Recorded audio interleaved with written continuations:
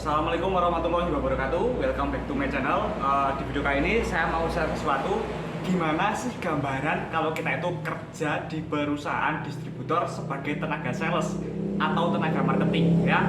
Jadi bagi teman-teman semuanya nih yang kepengen kerja di Wingswood, Unilever, Mayora, PNG dan distributor sejenisnya, saya ingin kasih tahu kalian sedikit gambaran ya mengenai seperti apa kira-kira pekerjaan kalian sebagai seorang sales resmi dari sebuah distributor.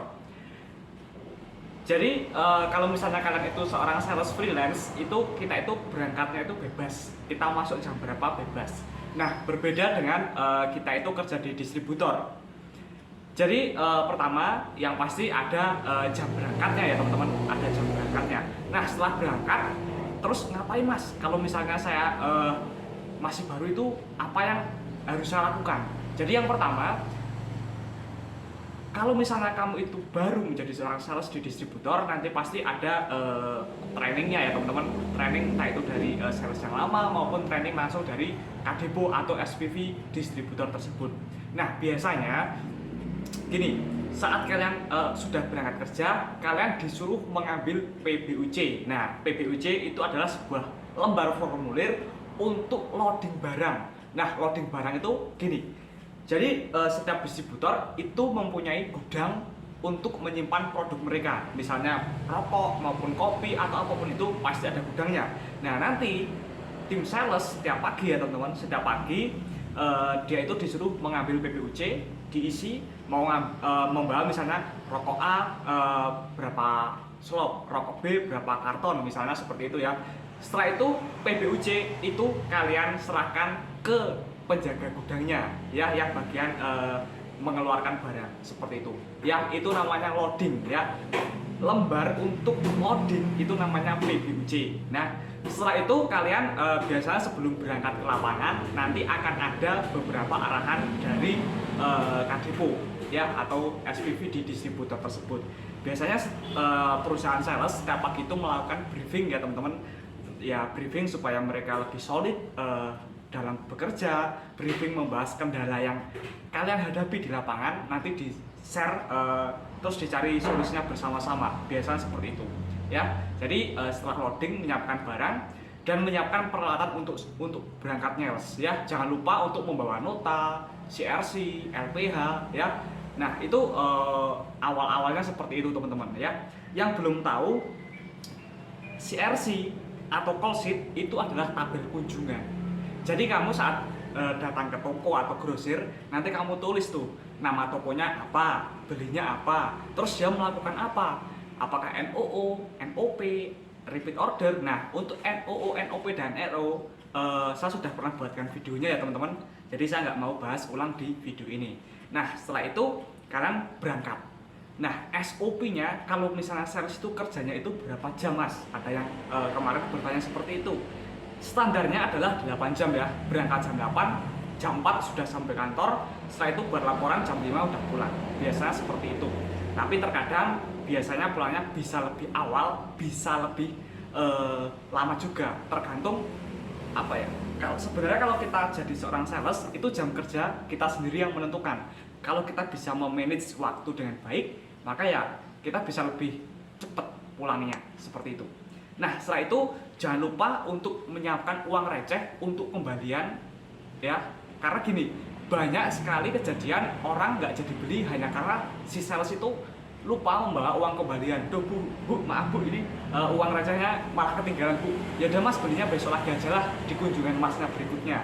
Kunjungan berikutnya kita datang ke sana, belum tentu orang itu beli sama kita ya. Jadi jangan sampai karena lupa membawa uang receh atau uang kembalian. Itu penting banget teman-teman. Dan jangan lupa untuk selalu menyiapkan nota dan alat tulis ya. Setiap transaksi harus kalian catat ya. Nah untuk pentingnya nota nanti akan saya share apa sih pentingnya nota, kenapa kok wajib ditulis setiap transaksi. Nah setelah itu kalian dalam satu hari itu ada yang namanya target ya teman-teman. Ada target call atau target kunjungan. Nah setiap hari kamu harus berkunjung 40 toko. Itu rata-rata distributor seperti itu teman-teman. Jadi 40 toko dalam satu hari. Karena apa? Semakin banyak si sales itu berkunjung, semakin banyak si sales menawarkan produk, maka kemungkinan terjadi NOO, pembukaan toko baru maupun closing itu lebih banyak, teman-teman ya. Jadi ada target call, terus ada target EC atau effective call. Nah, dari 40 toko itu yang beli itu berapa orang? Nah, itu namanya effective call. Target EC biasanya rata-rata minimal adalah 15 sampai 20 EC per harinya. Terus ada lagi target NO dan sejenisnya. Itu juga pernah saya bahas di video saya sebelumnya. Nah, setelah itu misalnya jam 4 kalian sudah berhasil berkunjung ke 35 toko misalnya. Pulang nggak apa-apa. Jadi nggak harus 40 toko, itu nggak harus. Karena yang namanya kunjungan, kalau misalnya saya sendiri, saya lebih suka saya berkunjung ke 20 toko dan 20 toko itu membeli semuanya daripada saya harus berkunjung ke 40 toko, tapi yang beli cuma 15 toko. Ya nggak? Kalau misalnya dulu waktu saya menjadi salah satu tim Indar, saya tidak pernah istilahnya itu apa ya, ngopiak sales. Ini loh, kamu kunjungannya diperbanyak lagi, enggak. Saya justru apa ya, respect kepada sales yang kunjungannya sedikit tapi jadi EC semua. Dia kunjungan ke 10 toko tapi 10 toko mau beli semua dan real ya, nggak melakukan pecahan utang. Saya lebih suka yang kerjanya seperti itu. Karena yang benar memang seperti itu, optimasi ya. Percuma kita berkunjung banyak tapi kita cuma sekedar berkunjung, nggak melakukan optimasi, itu percuma.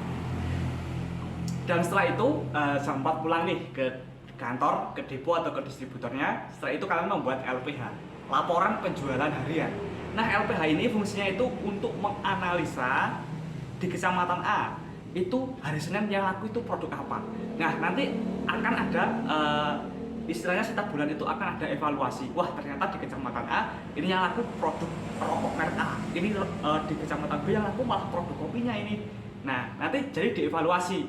Jadi perusahaan kalau misalnya mau membuat promo atau program itu melihat LPH. Jadi dia membaca data dan data itu didapatkan dari para sales. Dilihat, oh ini yang kurang laku, ini harus digebiar nih. Wah, ini udah laku, ini harus di link ke grosir. Seperti itu. Jadi nggak asal-asalan ya, perusahaan itu membuat program tidak asal-asalan. Ya, seperti itu teman-teman. Setelah itu kalian membuat laporan penjualan harian, kalian setoran ya, mengambil PBUC yang tadi buat loading, buat dicocokkan. Ya, dicocokkan hasil penjualan sama sisa stok barang itu balance enggak. Kalau balance atau udah deal udah sama, misalnya tadi saya membawa rokok 5 slop, laku 3 slop, berarti sisanya harus 2 slop. Nah, nanti ada dicek lagi seperti itu sama tim gudang ya teman-teman. Setelah itu kalian bisa absen pulang. Seperti itu teman-teman, kira-kira gambaran kerja di distributor ya. Jadi bagi kamu yang ingin melamar kerja jadi distributor sebagai tim sales maupun tim marketing, yaitu gambarannya seperti itu. Dan untuk cara berjualan seperti apa dan lain sebagainya yang berhubungan sama dunia sales, saya sudah banyak sekali membuat video ya teman-teman. Silakan kalian jika berkenan bisa tonton video-video saya yang sebelumnya. Siapa tahu video-video itu ada yang bermanfaat dan bisa membantu kalian dalam dalam membantu masalah kalian seputar dunia sales ya. Seperti itu teman-teman. Terima kasih. Mohon bantu saya kalau misalnya kalian suka sama video saya, sama channel saya, bantu subscribe dan bantu share channel ini ke sosial media yang kalian miliki. Tahun 2022 bantu channel ini bisa tembus 100.000 subscriber. Amin. Oke, jangan lupa follow sosial media saya yang lain juga ya teman-teman. Linknya ada di deskripsi video ini. Terima kasih yang sudah menonton sampai selesai. See you next time. Sampai jumpa di video selanjutnya.